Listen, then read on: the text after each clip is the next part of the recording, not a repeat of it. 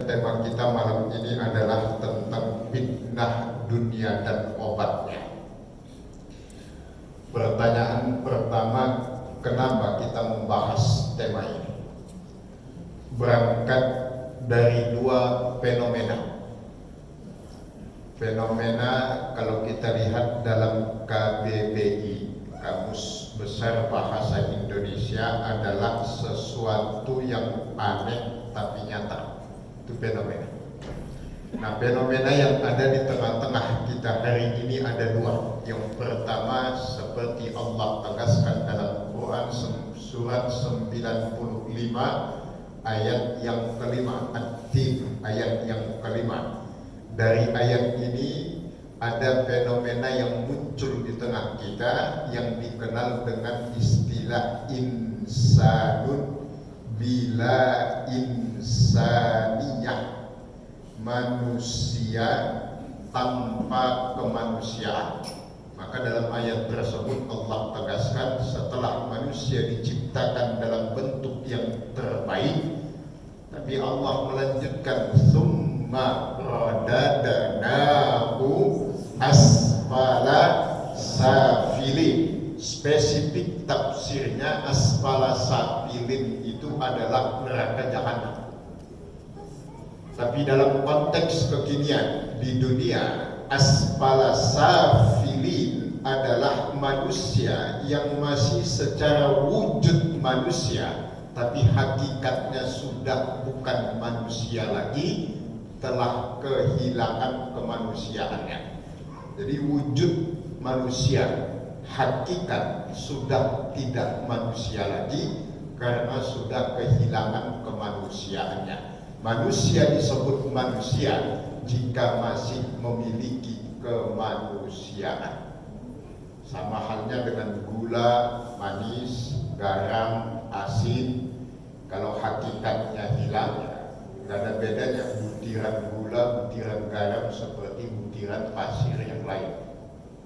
Jadi manusia kalau sudah kehilangan kemanusiaannya, ya ada bedanya seperti makhluk Allah yang lain. Bahkan di dalam Al-A'raf yang sudah jamak kita dengar ayat ini, Allah menegaskan manusia derajatnya bisa sama dengan binatang, bahkan bisa lebih bejat daripada binatang, lebih rendah. Ulaika kal an'am bal hum adall. Kalau kita membaca realitas di tengah-tengah manusia, ternyata subhanallah, faktual sekali ayat itu. Di dunia binatang, setiap binatang itu cuma punya satu sifat buruk. Hampir setiap binatang cuma punya satu sifat buruk. Contoh ayam jago, itu sifat buruknya nggak tahu malu. Di mana aja ketemu betinanya disikat. Mau ada orang ngajar itu namanya binatang. Ada lagi nanti binatang yang namanya nyemot gitu kan. Nyemot itu punya malu, tapi rakusnya luar biasa. Dikasih pisang tangkap, kasih lagi tangkap lagi pakai tangan yang lain, kasih lagi ambil pakai kaki. Sebelahnya tempatnya dikasih direbut sama dia, monyet namanya. Rakus. Ada lagi binatang yang suka pamer, gak rakus dan tahu malu, tapi suka pamer. Namanya cendrawasih. Makanya suka mainin ekornya yang bagus. Merah. Kemudian ada lagi binatang bab satu. Ya, bab satu itu ya silakan dilanjutkan. Nyebutinnya aja nggak enak. Itu buruknya, sifat buruknya itu nggak suka sama yang bersih, tapi sukanya sama yang kotor. Jadi kalau kandangnya dibersihin dia malah nggak betah. Tapi kalau kandangnya kotor, kotak banget dia. Bab satu. Jadi setiap binatang cuma punya satu sifat buruk. Tapi ada makhluk Allah lain yang bernama manusia, manungso bahasa Jawanya itu punya sifat buruknya. Hampir semua yang dipunya binatang tadi dikumpulkan menjadi satu dalam dirinya. Yang nggak tahu malu, ya suka kotor, macam-macam.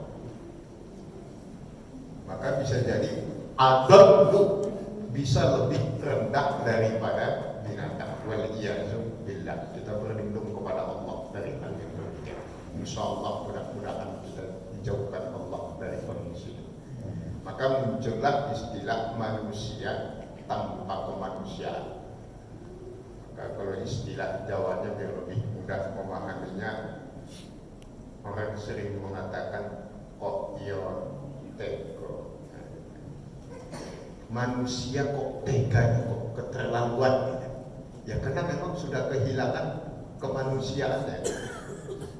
Kalau dalam contoh itu begini, hampir semua orang Islam kalau ditanya nanti di akhirat mau masuk surga atau masuk neraka, hakul yakin gak ada yang mau jawab neraka. Semua bisa dipastikan jawabannya surga, 99,9%. Tapi yang jadi masalah itu adalah ketidaksesuaian antara apa yang dinyatakan dan apa yang menjadi kenyataan dalam hidupnya. Taat enggak, tapi pengennya masuk surga. Nah ini namanya jaka sembung naik ojek. Enggak nyambung. Taat enggak, tapi pengennya masuk surga. Nanti ada yang nyinyir, jangan kepedean dengan sholat seakan-akan bakal masuk surga. Biasanya itu namanya orang-orang yang suka ngomong gitu, namanya al-nyinyiriun gitu. Suka nyinyir, suka begitu, seakan-akan mana ya. Sederhana menganalogikakan ketaatan kita di dunia ini. Betul kita gak mungkin masuk surga dengan ibadah kita itu, Bapak Ibu sekalian. Semua ibadah yang kita lakukan itu tujuannya satu, taqarruban ilallah, mendekatkan diri kepada Allah. Di dunia ini saja, kalau kita punya kedekatan dengan para penguasa, yang tingkat paling rendah lah, RT gitu. Kita punya kedekatan dengan RT dekat. Itu kalau butuh apa-apa kayak RT itu nggak usah formal datang ke kantornya, ke rumahnya minta, nggak usah. Papasan di jalan aja tinggal teriakin aja jadi. RT butuh surat, rumah. Belum nyampe rumah suratnya udah jadi tuh. Itu kalau ada kedekatan. Dengan manusia saja kalau kita ada kedekatan mendapatkan banyak keistimewaan, apalagi kedekatan dengan Allah. Itu yang dibangun, bukan sholat karena pengen masuk surga. Makanya orang nyinyir bilang gak usah kepedean masuk surga dengan sholat. Betul memang, tapi ini bentuknya adalah mendekatkan diri kepada Allah. Semua ketaatan itu konteksnya adalah mendekatkan diri kepada Allah. Kalau sudah dekat kepada Allah, apapun yang kita minta Allah kasih, kan itu kan logikanya. Ya, kalau kita jauh ya gimana mau dikasih sama Allah? Sama RT berantem terus, sirik-sirikan terus, ribut terus, butuh apa-apa ya segan lah sama RT yang gitu. Meminta surat apa ya segan, RT-nya juga segan. Sama manusia aja kalau tidak membangun kedekatan yang begitu itu mengalami banyak kesulitan dalam hidup. Apalagi kalau sudah menyangkut urusan akhirat. Jadi ada manusia yang kehilangan kemanusiaannya. Nah, fenomena kedua, Quran surat Al-Munafiqun ayat yang ketiga yang Allah tegaskan, zalika bi annahum amanu summa kafaru fatubi'a ala qulubihim fahum la yafqahun.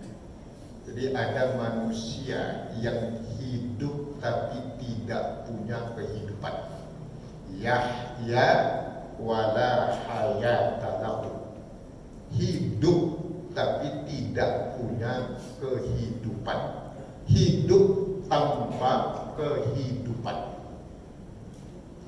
Ini tipikal yang begini ini kalau dalam kaidah dalam istilah bahasa Arab disebut wujuduhu ka'adamihi. Ada atau dia tidak ada sama saja.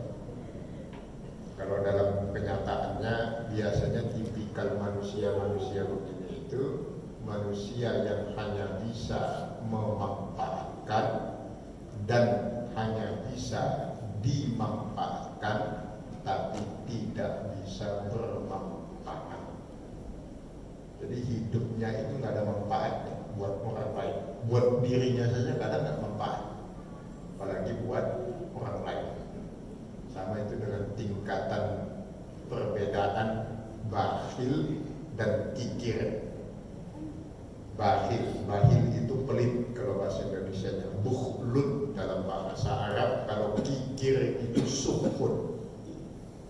Bedanya, kalau bakhil makan harta orang mau, makan uang orang mau, tapi uangnya dia jangan sampai dimakan orang lain. Itu bakhil. Biasanya orang yang begini ini rajin, senang kalau diajak makan.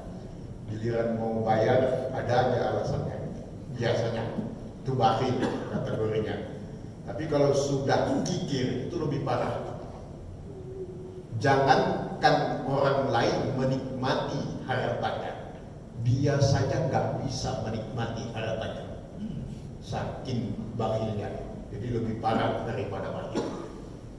Ada uang di kantongnya, lapar bukan?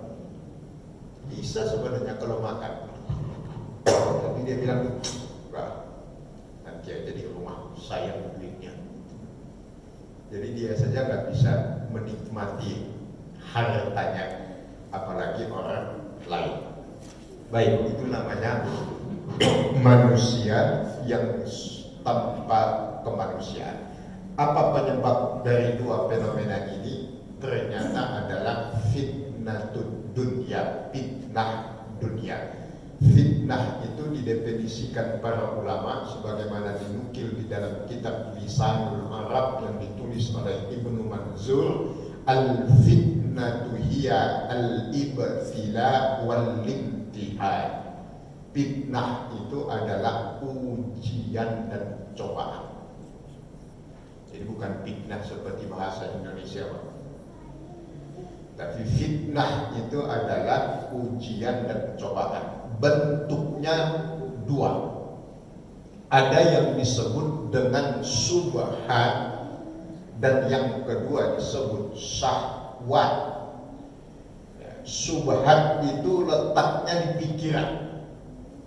Itulah pemikiran, keyakinan yang menyimpang dari ajaran Islam, kemudian aliran-aliran yang menyimpang dari Islam, kelompok-kelompok menyimpang yang mengatasnamakan Islam, itu semua masuk dalam kategori fitnah subhat, adanya di dalam pikiran. Ini juga menjadi fitnah dalam kehidupan. Apalagi di negeri kita ini, di negeri yang sangat kita cintai ini, yang menjadi pasar bagus dari semua produk yang ada di dunia ini. Baik itu produk berupa barang ataupun produk berupa pemikiran. Di hampir semua negeri di dunia ini yang mayoritas penduduknya muslim, itu nggak pernah muncul fenomena yang namanya nabi palsu, Pak. Cuma ada di Indonesia. Sudah berapa orang yang ditangkap karena mengaku sebagai nabi palsu. Kalau yang terakhir menurut data pemerintah itu adalah Ahmad Musodek, seorang pelatih badminton di Bogor yang mengaku dapat wahyu di Gunung Sindur. Hebat. Tapi subhanallah, ada saja yang ikut, Pak. Luar biasa kan? Ada lagi yang ngaku sebagai Jibril, dia edan, yang katanya diturunkan Tuhan di Monas. Luar biasa. Herannya ada juga yang ikut. Terlepas faktor-faktor yang lain, tapi faktanya ada yang ikut. Maka memang di antara para polisi di dunia ini, yang paling hebat itu polisi Indonesia. Jangankan teroris, malaikat ditangkap. Dia edan, tangkap. Ngaku Jibril kan. Untung aja dia ngaku Jibril. Kalau dia ngaku Israel, mati semua, cabut nyawanya. Pasar bagus Indonesia. apa jalan pemikiran liberal, sekuler, kapitalis, komunis, laku saja di negara asalnya di dunia barat sana.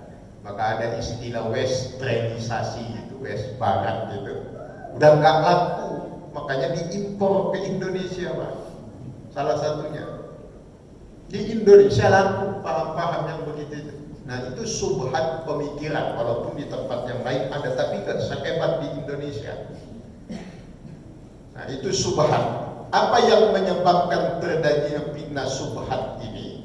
Akibat dari banyak orang mengedepankan akal daripada syariat. Mengedepankan akal dari syariat. Maka Allah tegaskan dalam Quran surat Al-Baqarah ayat yang ke-10 gitu, tentang fitnah subhat ini, fi qulubihim maradun fazadahumullahu maradun. Berpenyakit hatinya, makanya Allah tambah penyakit itu. Termasuk penyakit pemikiran itu termasuk. Akibatnya adalah didahulukannya akal daripada syariat. Orang yang lebih mengedepankan akal daripada syariat agama itu akan cenderung terkena fitnah subhat ini. Karena kalau sudah akal di depan, syariat di belakang, maka nanti kemungkinannya itu dia akan ngakal-ngakalin. Makanya jangan heran ada orang yang bilang, ngapain umroh, ngapain haji, itu ibadah pemborosan, itu kan yang untuk Arab Saudi, untuknya buat Indonesia apa? Wah, cerita panjang kali lebar protesnya. Itu karena dia lebih mendahulukan akalnya daripada syariat agamanya. Maka terkenalah apa yang disebut tadi dengan fitnah subhat tadi. Ada lagi orang nanti yang nuntut bagaimana persamaan arus utamaan gender, keadilan di dalam masalah gender. Mereka menuntut agar para wanita mendapatkan hak yang sama dengan laki-laki. Itu kan karena dia lebih mengutamakan akalnya daripada syariat agama. Islam tidak membeda-bedakan antara laki-laki dengan perempuan dalam konteks amal dan ganjaran terhadap amalnya, tetapi memang memiliki hakikat yang berbeda, yang satu sama lain tidak bisa disamakan. Kalau sudah urusan nafkah itu urusan laki-laki, itu aturan agama. Tapi kalau sudah menyambut, mengandung, melahirkan dan seterusnya, itu perempuan. Ada makomnya masing-masing yang tidak bisa saling ditukar dan dipertentangkan, apalagi diperdebatkan. Sudah menjadi hakikatnya. Sama halnya dengan kita lahir ke dunia ini sebagai laki-laki atau sebagai perempuan, itu kan nggak bisa diminta, nggak by request, dan nggak usah diperdebatkan, nggak usah dibahas. Itu sudah menjadi ketentuan keputusan Allah, qadarullah. Kalau sudah menyangkut ketentuan Allah, pantunnya cuma satu, very good, very fine. Yang tidak mau ikut, cari yang lain, tinggalkan. Gak usah panjang kali lebar debat dan diskusinya, ini bla bla bla dan sebagainya. Jadi kalau kita analogikakan akal dengan syariat ini, sama seperti kalau Bapak Ibu kita mau jalan malam kan gelap, bawa senter. Pertanyaannya, mana yang benar?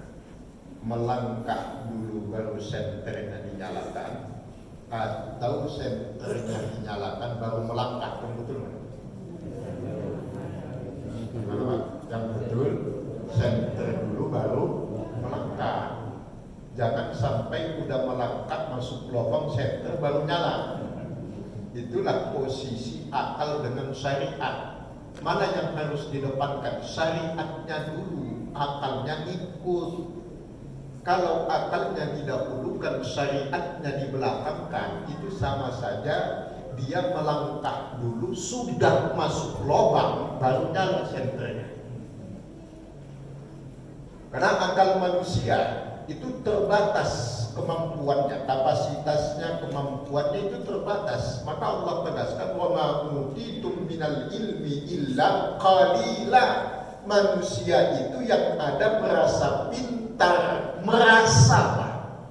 Hakikatnya yang tak pintar. Yang merasa pintar ada, merasa kaya ada, merasa kuat ada, merasa sehat ada, hakikatnya belum tentu.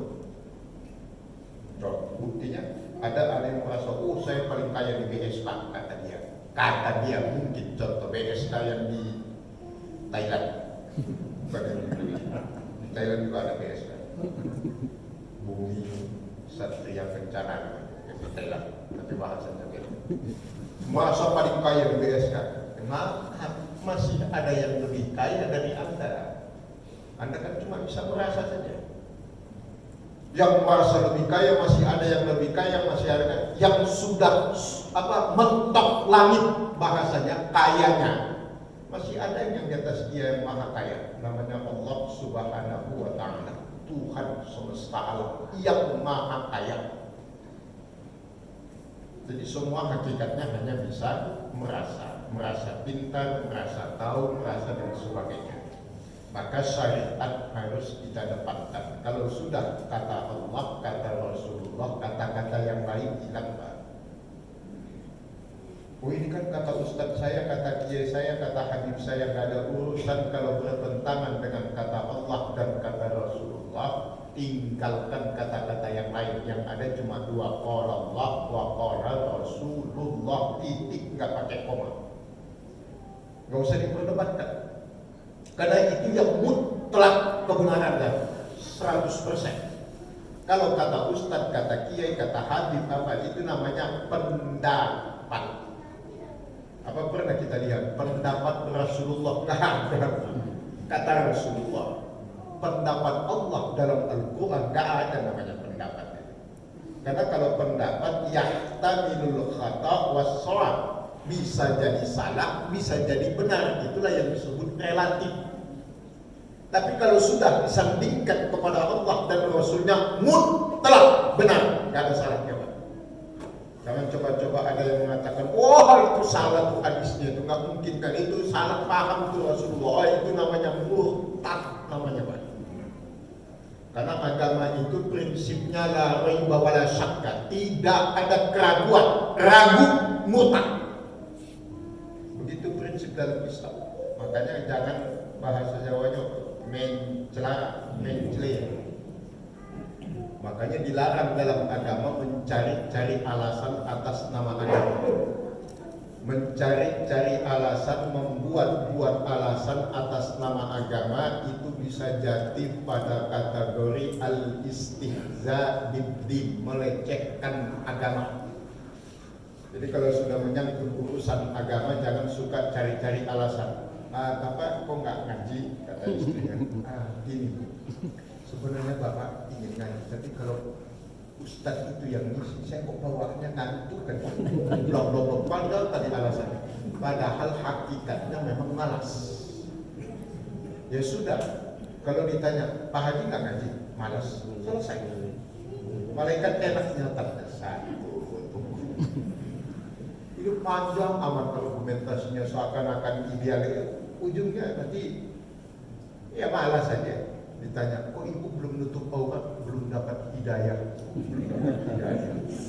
Masya Allah. Tiap hari, padahal sholat tuh mintanya ihdinas siratal mustaqim, ihdinas siratal mustaqim. Hidayah itu sudah dikasih dari dulu sama Allah. Cuma sebagian ada yang tidak mau mengambil, sengaja ditinggalkan hidayah itu. Jadi nggak ada istilah nggak dapat hidayah kalau yang begitu. Kecuali mereka yang di luar Islam. Kalau udah di dalam kok masih bilang nggak dapat hidayah. Padahal barusan selesai sholat ihdinas siratal mustaqim, imam salam ke kanan ke kiri langsung kabur nggak sampai ikut pengajian. Alasannya belum dapat hidayah, hati belum tergerak untuk mengikut pengajian. Malaikat ini banyak amat alasannya. Alas ada luas, alas. Apalagi hurufnya nambah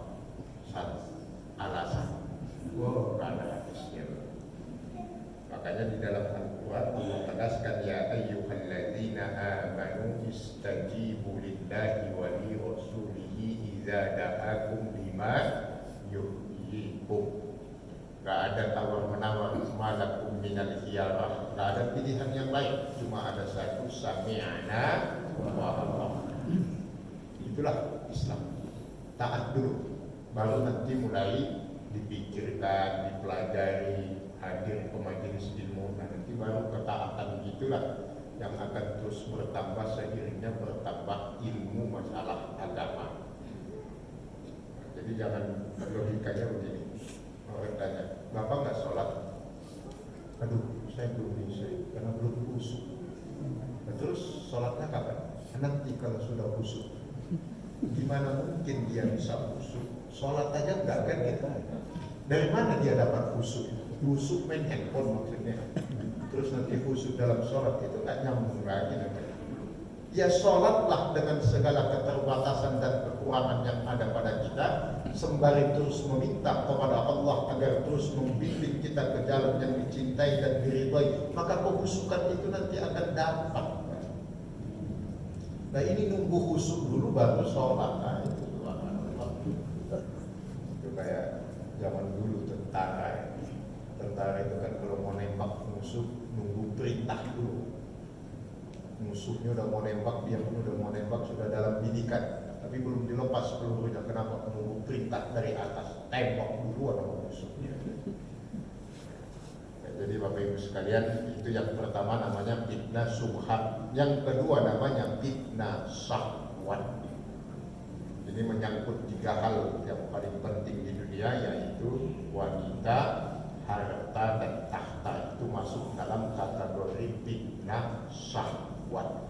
Nah, kenapa manusia bisa jatuh kepada fitnah syahwat? Karena dia lebih mengedepankan hawa nafsunya daripada akalnya. Kalau fitnah syubhat, akalnya dikedepankan, syariatnya dikebelakangkan.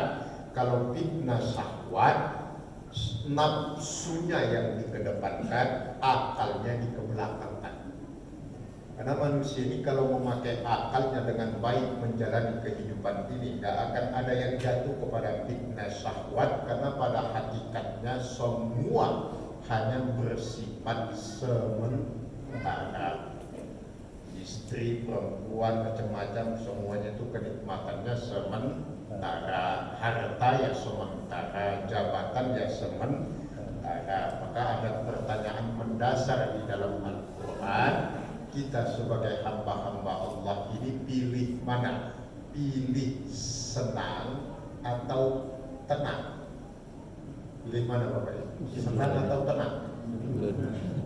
Serius. Senang atau tenang? Ya, tenang.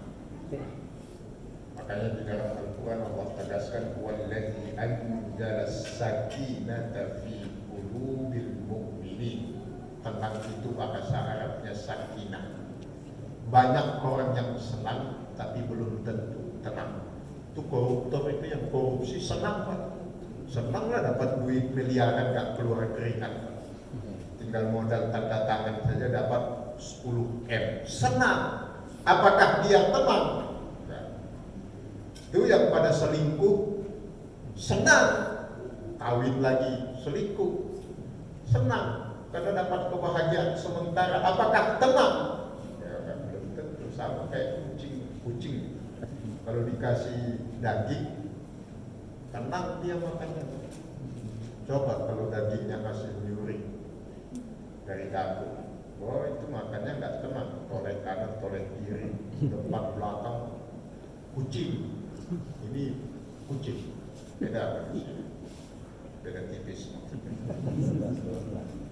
Subhanallah. Jadi syahwat Bapak Ibu sekalian, usikum wa nafsi, kita saling mengingatkan, saling menasehati. Jadi fitnah syahwat ini terjadi kalau hawa nafsu lebih dikedepankan daripada akal. Nah, apa obat dari kedua fitnah ini? Pertama kesabaran, yang kedua ilmu yang akan memperkuat keyakinan. Pertama sabar, khususnya menghadapi fitnah yang disebut syahwat itu. masalah duniawi. Bagaimana menghadapinya? Harta, wanita, tahta dan sebagainya. Sabar saja. Sabar itulah solusi menghadapinya. Tahan diri. Sabar itu kan secara bahasa artinya imsak. Imsak itu artinya tahan. Bentar lagi Ramadan biasanya banyak imsak itu artinya tahan sampai kapan? Sampai azan maghrib doang kan gitu. Cuma nggak ada kalimat selanjutnya itu tadi nggak ada. Imsak doang. Imsak itu ya sabar, tahan. Jadi kita hanya disuruh untuk bertahan dan itu nggak lama. Yang namanya bertahan ya nggak lama. Maka kaedahnya memperturutkan hawa nafsu dalam agama kita itu kaedahnya adalah rubba syahwatin sa'atan aw rasa huznan tawilan. Nikmatnya memperturutkan hawa nafsu itu hanya sesaat, tapi akan meninggalkan penyesalan yang berkepanjangan. Memperturutkan hawa nafsu sesaat, tapi penyesalannya yang selama-lamanya, Pak. Paham sebaliknya dalam masalah sabar, dalam kaidah agama disebutkan as-sabru kas-sibri murun fi mazaqatihi. Sabar itu pahit ketika dirasakan. Lakin awaqibahu ahla minal asali, tapi akibat yang ditimbulkan kesabaran bisa lebih manis daripada madu. Kalau sabar merasakannya pahit, tapi akibatnya manis. Kalau nafsu merasakannya sesaat nikmatnya, tapi akibatnya berkepanjangan. Nah, sabar menghadapi segala bentuk fitnah dunia yang disebut dengan syahwat.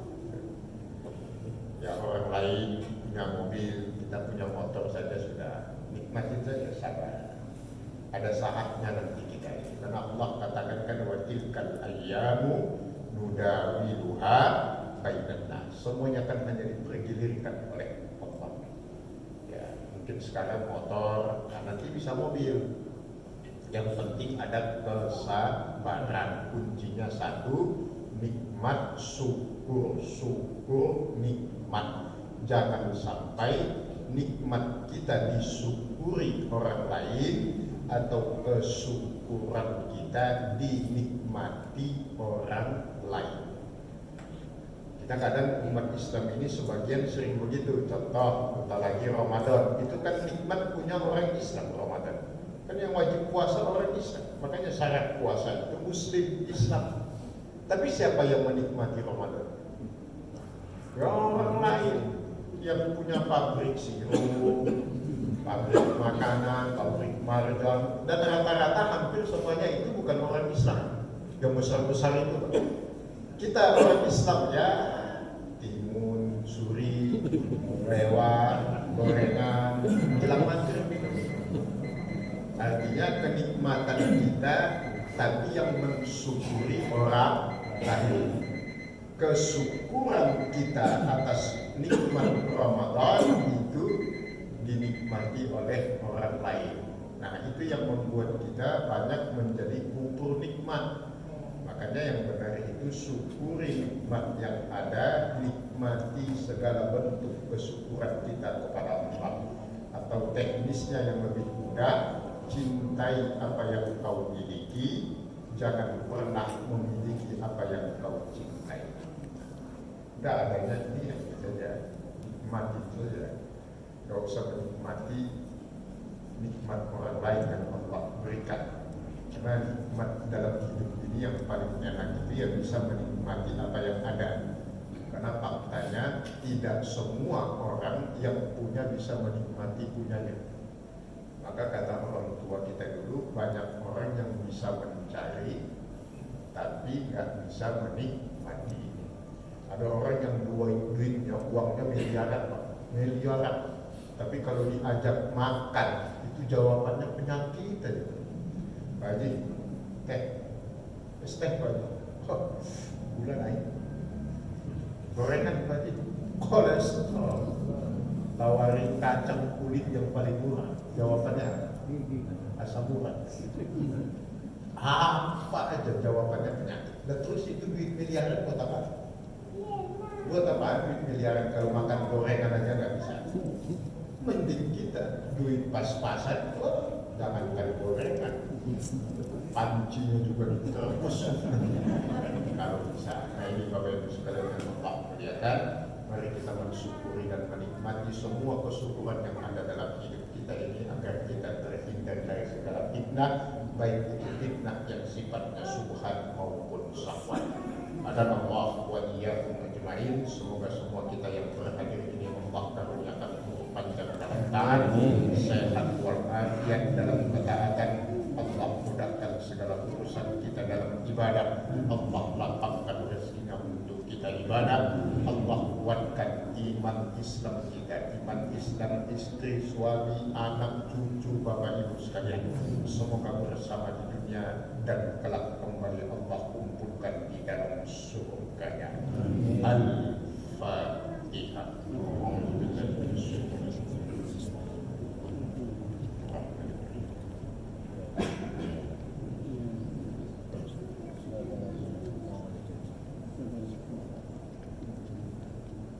Kita tutup dengan kafaratul majlis. Subhanallah wa bihamdika asyhadu an la ilaha illa anta astaghfiruka wa atubu ilaik wal afu minkum.